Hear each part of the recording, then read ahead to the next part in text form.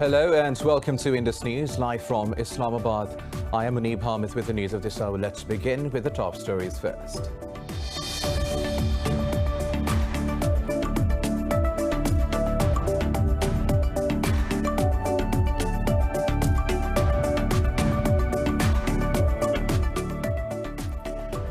The Taliban have surrounded the city of GHAZNI in central Afghanistan.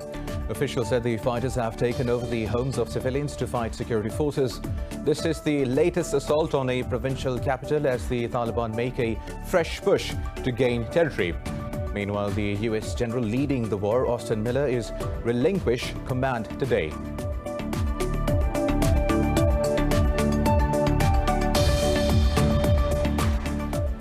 Beijing says it has driven away a US warship that illegally entered Chinese waters near the Paracel Island. In a statement, the country's armed forces urged Washington to immediately stop such provocative actions. Meanwhile, in a statement, the US Navy said the vessel entered the waters under international law.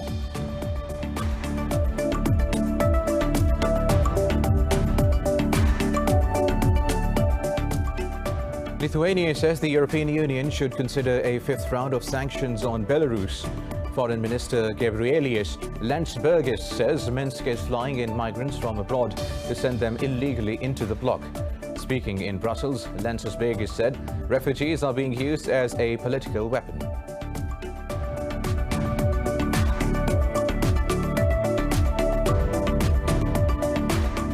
Australia's New South Wales state has reported the biggest daily rise in COVID-19 cases this year.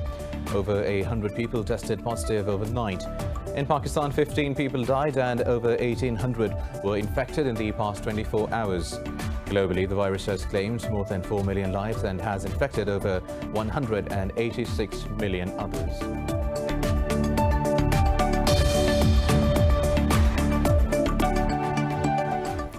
Well, these were the top stories. News in detail after a short break. Stay with us.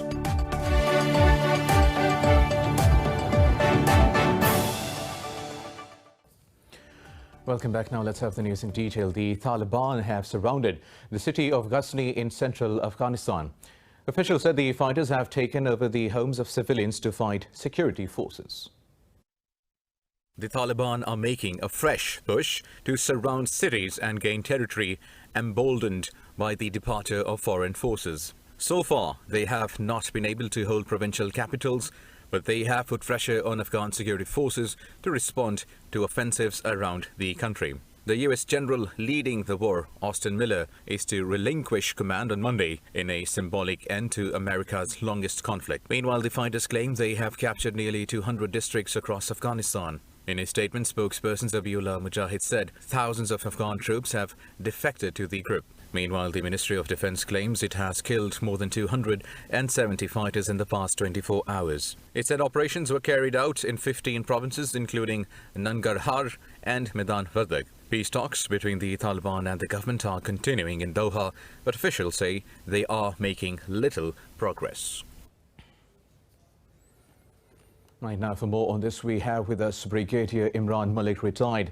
Thank you for your time. Now, today, both the Taliban and Kabul administrations have reiterated their willingness for a peaceful political settlement. What are the sticking points preventing such an agreement from being reached? Thank you very much for having me on the program. I think there is just too big a gap in the positions of the Taliban and the National Unity Government for that gap to be bridged in such a short time. You see, when the Americans were, or the Allied forces were there in Afghanistan, at that time they could not achieve anything in the intra-Afghan dialogue. And I do not think that it is likely to succeed at this time, at this point in time. You must remember that there were four basic points that the United States had laid down as preconditions for its departure from Afghanistan. It was an intra-Afghan dialogue, it was an interim government, a ceasefire all around, and tackling the terrorist groups which are ensconced in Afghanistan's badlands. Not a single one of those points has been completed, or rather most of them have not even been attempted. So it is most unlikely that any one of those points can be attempted at this point in time, because the Taliban are now ascendant, and their juggernaut, in a way, is moving and rolling all over Afghanistan. And I really do not see any reason for them to give up their most dominating position and then to compromise on what appears to be a potential victory for them. So right, I think these talks are not likely to succeed in bringing in any form of a solution to this Afghan imbroglio. Right, Mr. Malik. Also, in their statement today, the Taliban mentioned peace talks with government representatives in Iran and their interactions in Moscow as well. But they did not say a word about the Doha talks. So does this mean the Taliban are no longer viewing the intra-Afghan Doha talks as a prospect for the conflict resolution? I think so. You see, look at the people who represented the Afghan Taliban in Tehran and in Moscow. They are not the top-tier leadership of the Taliban. So these people who went there did not have the capacity to take decisions or to give any commitments. So I personally feel that the Taliban, who are ascendant now, as I've said already, they will not compromise their strong dominating position and come to a solution in which they have to compromise and agree with people they have been fighting for the last 20 years at least. That is the National Unity Government. What I feel is that the Afghan Taliban are most likely to make a run for Kabul and then serve a fait accompli to the world that here we are, now deal with us.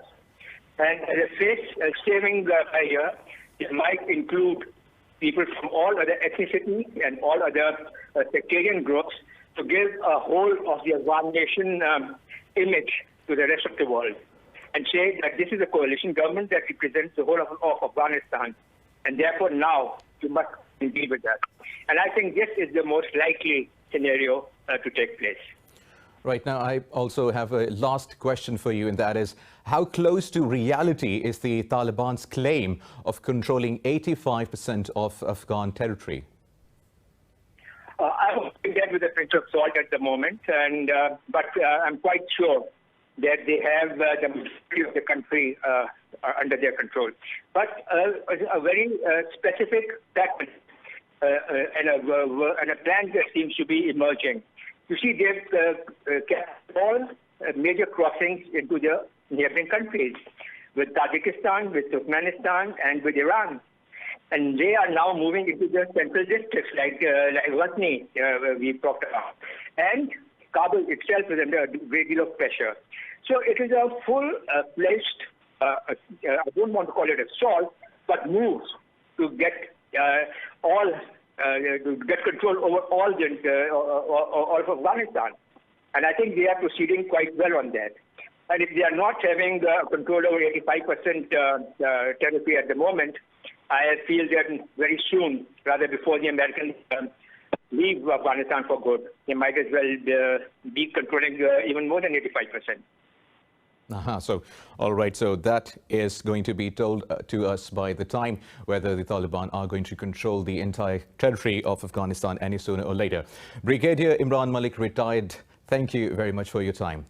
Now, moving on, Pakistan's Foreign Minister Shah Mahmood Qureshi has arrived in Tajikistan to attend a key meeting of the Shanghai Cooperation Organization's Council of Foreign Ministers. The foreign ministers of SCO member states will be deliberating upon important regional and international issues. They will consider several important documents for adoption in the SCO Council of Heads of State in September this year. During his two-day visit to Dushanbe, Qureshi will address the organization's ministerial council. He will also attend a meeting of the Afghan Contact Group and reiterate Pakistan's stance on the peace process. During his stay, Qureshi will call on the President of Tajikistan, Emomali Rahman. He will also hold meetings with his counterparts from Tajikistan, Kyrgyzstan, Uzbekistan, Afghanistan, Russia, and China on the sidelines. Now, for more on this, we have with us Enar Tangen, a political analyst from Beijing, China. Thank you, Enar, for your time now. Enar, this meeting of the SCO comes with Afghanistan once again at a crossroad. We're hearing that there will be a joint statement, especially regarding Afghanistan. So what is being expected from this SCO huddle over the rapidly evolving situation in Afghanistan? Well, there's supposed to be a joint statement. That's per the word of Wang Yi, the Foreign Secretary of China. It's a very difficult situation because of the situation in Afghanistan. There will be a meeting with the there's a special group with the within the SCO that deals with Afghanistan issues, and that will be consulted. There will be a general meeting. There will be a number of sideline meetings. But the main goal here is to somehow make sure that the situation in Afghanistan does not spin further out of control than it already has. Right. Pakistan has come forward as a key proponent and facilitator for a peaceful political settlement in Afghanistan. Going forward, how crucial is Pakistan's role in the Shanghai Cooperation Organization regarding Afghanistan? Well, it's absolutely crucial. I mean, both sides, the Taliban and the current government, come from the Pashtun tribal area. In addition to that, there are large Pashtun populations within Pakistan. It's going to be necessary to have some sort of resolution there. Otherwise, there's going to be a tremendous amount of bloodletting. The situation is not optimal. The very, very hasty withdrawal of the U.S. troops has created a more or less crisis situation for the existing Afghanistan government. Large, as everyone can see by the news, large swaths of land are being reclaimed or taken over by the Taliban. And it seems to be getting worse. This is an interesting meeting in the sense that since the U.S. has pulled out, this takes away all elements of outside forces. And I mean that only from the perspective of outside the region. Right now, you have the representatives who are in that region who are going to attempt to try to solve a situation that has not been solved by two invasions, one by Russia and then one by the United States. So it'll be interesting to see, well, not interesting, let's be hopeful that there can be some sort of consensus on how this can be resolved. And lastly, the Shanghai Cooperation Organization marks its 20th anniversary this year and has come a long way. With the G7 meetings, anti-China focus and rifts between the Western allies and China, Russia widening, do you see the role of the SCO expanding in the future? The SCO could expand slightly in the future, but right now it's less about expansion than working within the existing countries. Obviously, India has a lot of animus towards both China and also Pakistan. There are also other neighbor disputes with neighbors. It's very important from a regional perspective to try to bring them on board and achieve some sort of détente. Hopefully, the situation with COVID-19 will bring sense to people and understand that there are big regional issues, not only Afghanistan, not only terrorism, but also COVID-19 and economics that have to be tackled on a regional basis. They cannot do this. It's going to be bad for all affected if there's some sort of proxy war or simmering, some sort of actions or indirect actions taken or supported by different countries. This will only lead to more bloodshed and misery. Right. Now, in our tangent, a political analyst was joining us from Beijing, China. Thank you very much for your time. Now, moving to other stories, Beijing says it has driven away a U.S. warship that illegally entered Chinese waters near the Paracel Island. In a statement, the country's armed forces urged Washington to immediately stop such provocative actions. The PLA said the USS Benfold entered the waters without the approval of the Chinese government. The army termed the move a serious violation of Beijing's sovereignty. It accused the U.S. of undermining the stability of the South China Sea. Meanwhile, in a statement, the U.S. Navy said the vessel entered the waters under international law. Earlier, U.S. Secretary of State Antony Blinken said freedom of the seas is an enduring interest of all nations. Also, Russia says its fighter jets have intercepted 2 U.S. reconnaissance planes over the Black Sea. The Defense Management Center said EP-3E Ares and CL-600 Challenger planes approached the border. It said airspace control systems of the Southern Military District detected the aircraft. Officials say the Sukhoi Su-30 and Su-27 warplanes were scrambled to turn away the spy planes. The center said there was no violation of the state border.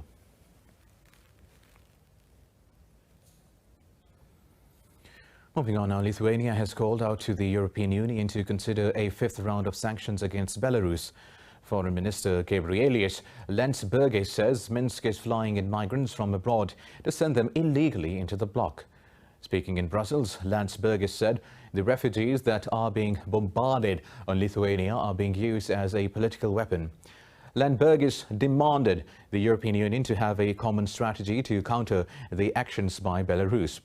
Earlier, Lithuania began placing a razor wire barrier on its border with Belarus and decided to station troops to limit the migrants. Belarus has said it will no longer disallow or scrutinize migrants entering into the EU after the sanctions.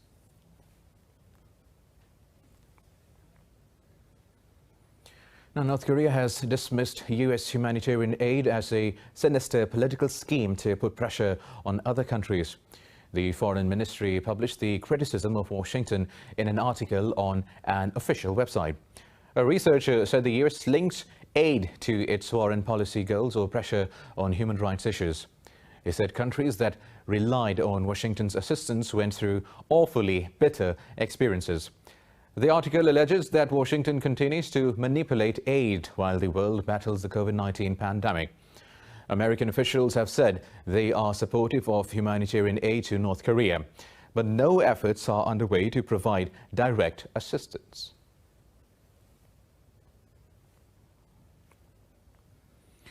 Meanwhile, 68 people have died in different lightning incidents over the past 24 hours in India. Local media reported 41 deaths in Uttar Pradesh, 7 in Madhya Pradesh and 20 in Rajasthan state. In Rajasthan's capital city of Jaipur, 11 people died and many were injured as lightning struck the watchtower at Amer Fort. Police said most of them were young who died while taking selfies in the rain. At least 17 others were reported injured across the state. Indian Prime Minister Narendra Modi has offered his condolences. Now, Oman and Saudi Arabia have established a joint coordination council. The body aims to ensure continuous cooperation between the kingdoms. Saudi King Salman bin Abdul Aziz and Omani Sultan Haytham bin Tariq oversaw the signing of the agreement. Oman's King Haytham is in the Saudi city of Neom for a 2-day official visit. Saudi state media says King Salman awarded Sultan Haytham with the Order of King Abdul Aziz. Haytham awarded the king with the Order of Al Saud, which is the highest order of Oman. Now, Australia's New South Wales state has reported the biggest daily rise in COVID-19 cases this year. Over 100 people tested positive overnight, while globally the virus has claimed more than 4 million lives and has infected over 186 million others. Details in this report. Despite some gains, many countries are taken aback by the highly contagious Indian Delta variant that has dimmed all hopes of normalcy for the foreseeable future. India's northeastern Manipur state started door-to-door random testing and mass vaccinations as the positivity rate surges across the state.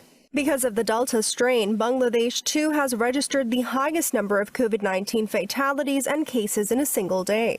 Japan's capital, Tokyo, is entering its 4th state of emergency today, set to last through August 22nd, covering the duration of the Tokyo Olympics. In Russia, people have waited in long queues for hours to get vaccinated amid record cases and deaths in the country.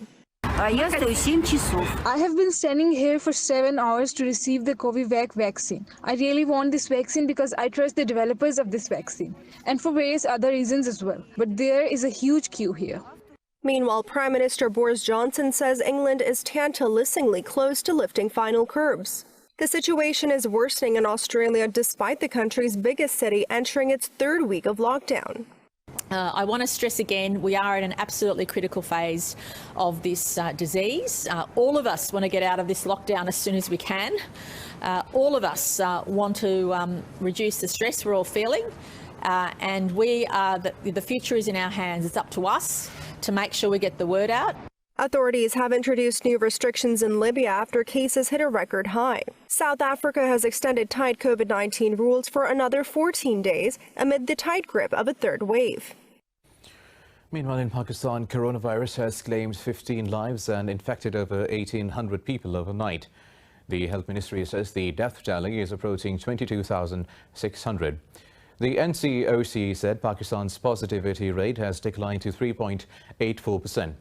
The ministry says the country's caseload has exceeded 975,000, while about 914,000 people have recovered.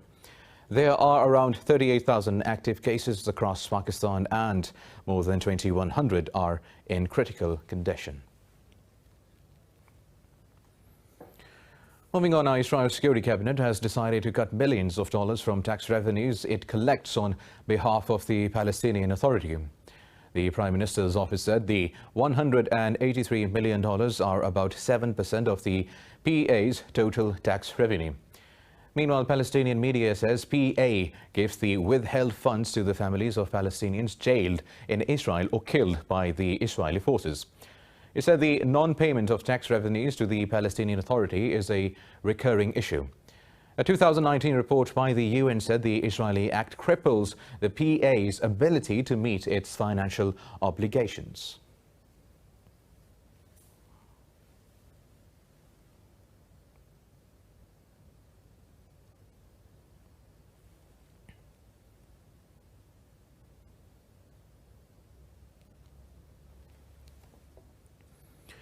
Now, in Bulgaria, partial official results show the centre-right GER party narrowly winning the national election. Former Prime Minister Boyko Borisov's party has backed 23.9% of the vote ahead of ITN, who got 23.7%. However, ITN's leader, Slavy Trifonov, said they will not go into a coalition but will seek to form a government on their own. The GER party is unlikely to form a government as elections have failed to produce a clear winner. These are Bulgaria's second elections in 3 months after the polls in April resulted in a fragmented parliament.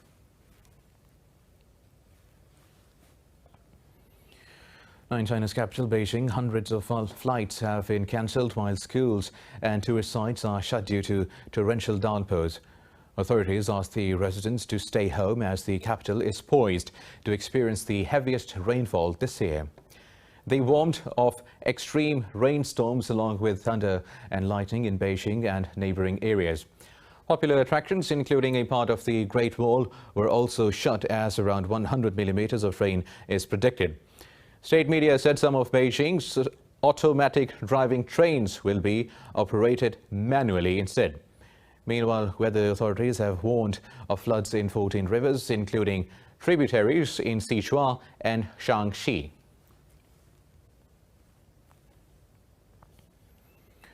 Meanwhile, in the U.S. state of California, the Backworth complex fire has grown to over 61,000 acres with only 9% containment. A brutal heat wave is punishing the western parts of the country, with temperatures soaring to record high. The blaze, which broke out on the 3rd of July, forced evacuations from many small towns in California's 3 counties. Officials say more than 1,700 firefighters are battling with the aggressive fire. Meanwhile, the bootleg fire in Oregon has blackened 144,000 acres with no containment so far. The National Weather Service issued excessive heat warnings across much of the region. Temperatures in Death Valley spiked to 54 degrees Celsius, making it one of the hottest spots on the planet. Last year, wildfires scorched more than 17,000 square kilometers of land and destroyed hundreds of Californian homes. And divers in Dubai can explore an underwater sunken city in the world's deepest pool. It reaches depths of 60 meters at a facility called Deep Dive Dubai. Handout footage shows divers swimming around an underwater arcade, library and apartment. The facility says it was confirmed as the world's deepest pool by Guinness World Records. It can hold the equivalent of 6 Olympic-sized swimming pools. The pool is currently operating on an invitation-only basis, with public bookings set to begin at the end of July. Now, in Italy, the mayor of Florence, Dario Nadella, has been moonlighting as a guide to boost tourism recovery. This comes after the historic city saw a sharp drop in visitors amid the COVID-19 outbreak. Details in this report. Florence is the birthplace of the Renaissance movement in Europe and has been the pinnacle of cultural tourism in Europe. However, according to a report by the Tourism Research Center of Florence, the number of its visitors in 2020 decreased by about 3.18 million. The number of hotel bookings also plunged by 80.4% from the previous year because of the pandemic. Due to a busy schedule, the scope of Dario Nadella's tour guide service is generally limited to the Old Palace. He highlighted that he was looking forward to the arrival of overseas tourists, including Chinese tourists, for a complete recovery.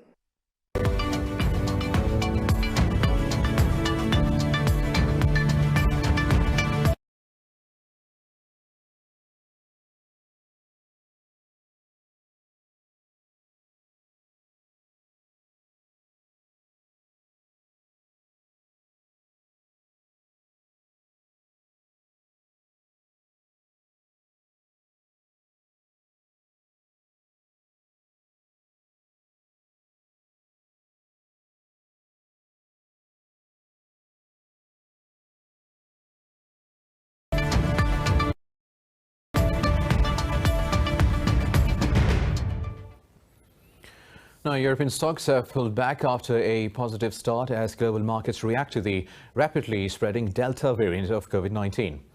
London's FTSE is leading the losses, sliding 0.5%. The CAC 40 in Paris has slipped marginally. Frankfurt's DAX, the pan-European stock 600, and Italy's FTSE MIB are trading flat. Earlier, all Asian stocks traded higher following overnight gains on Wall Street. Now, for the weather updates, we have Naila with us.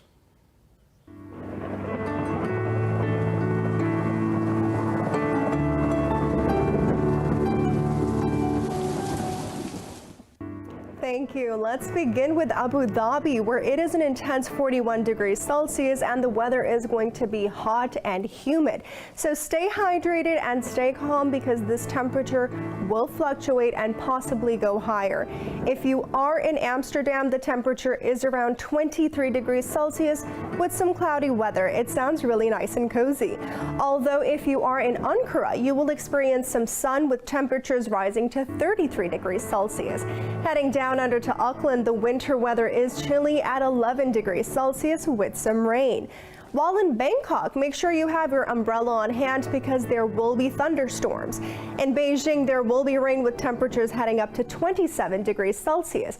If you are sick and tired of the rain, head to Beirut, where there is some sunshine with temperatures at around 30 degrees Celsius, but it will be hot, so fair warning. Going up to Berlin, the weather seems to be chilly and a bit cloudy with temperatures rising to 25 degrees Celsius. While the residents of Cairo will have to deal with some extremely bright and extremely sunny high temperatures of up to 37 degrees Celsius. However, heading down under to Canberra, the winter weather is around 14 degrees Celsius with some clouds. Although there will also be some cloudy weather in Islamabad and Jakarta, but temperatures will be around 29 degrees Celsius and 33 degrees Celsius respectively. Back to you.